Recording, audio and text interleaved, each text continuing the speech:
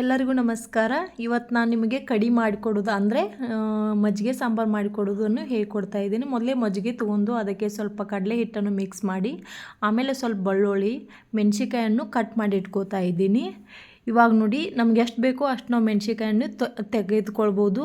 ಆಮೇಲೆ ನಾನು ಮೆಣಸಿಕಾಯಿ, ಕೊತ್ತಂಬರಿ ಸೊಪ್ಪು, ಕರಿಬೇವು ಎಲ್ಲನೂ ಕಟ್ ಮಾಡಿ ಇಟ್ಕೊಂಡ ನಂತರ ಸ್ವಲ್ಪ ಒಂದು ಬಾಳಿಗೆಗೆ ಎಣ್ಣೆ ಹಾಕ್ತಾಯಿದ್ದೀನಿ. ಎಣ್ಣೆ ಕಾದ ನಂತರ ಸ್ವಲ್ಪ ಸಾಸಿವೆ ಆಮೇಲೆ ಜೀರಿಗೆ ಹಾಕಿ ಸ್ವಲ್ಪ ಚಟಪಟ ಅಂದಮೇಲೆ ಅದಕ್ಕೆ ಸ್ವಲ್ಪ ನಾವು ಮೆಣಸಿಕಾಯಿ ಹಾಕ್ತಾಯಿದ್ದೀವಿ. ಮೆಣಸಿಕಾಯಿ ಹಾಕ್ಕೊಂಡು ಫ್ರೈ ಆದಮೇಲೆ ಕರಿಬೇವು ಸ್ವಲ್ಪ ನೋಡಿ, ಇವಾಗ ಕರಿಬೇವು ಸ್ವಲ್ಪ ಲಸೂನನ್ನು ಹಾಕಿದ್ದೀನಿ. ಆಮೇಲೆ ನಮ್ಗೆ ಎಷ್ಟು ಬೇಕೋ ನಾವು ಹಳದಿ ಪೌಡರ್ನ ಹಾಕ್ತಾಯಿದ್ದೀನಿ.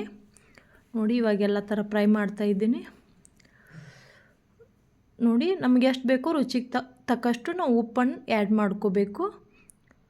ಆ್ಯಡ್ ಮಾಡ್ಕೊಂಡ ನಂತರ ನೋಡಿ ಇವಾಗ ನಾನು ಅದನ್ನೆಲ್ಲ ಸೇರಿಸಿ ಇಟ್ಕೊಂಡಿದ್ನಲ್ವ, ಕಡಲೆ ಹಿಟ್ಟು ಮತ್ತು ಮಜ್ಜಿಗೆಯನ್ನು ಇವಾಗ ನಾನು ಸೇರಿಸ್ತಾ ಇದ್ದೀನಿ.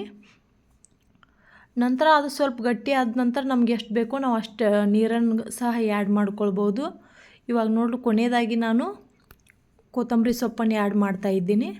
ಇವಾಗ ನೋಡಿರಿ ರುಚಿಗೆ ಎಷ್ಟು ಬೇಕೋ ನಮ್ಗೆ ಎಷ್ಟು ಬೇಕೋ ಕ್ವಾಂಟಿಟಿ ಪ್ರಕಾರ ನಾವು ಆ ಥರ ನೀರನ್ನು ಸೇರಿಸ್ಕೊಳ್ಬೋದು. ಆಮೇಲೆ ಬನ್ನಿ ಎಲ್ಲರೂ ಊಟ ಮಾಡೋಣ. ನೋಡಿ ಕಡಿ ನೀವು ಕೂಡ ಟ್ರೈ ಮಾಡಿ, ಊಟ ಮಾಡಿ, ವೀಕೆಂಡಲ್ಲಿ ಟ್ರೈ ಮಾಡಿ.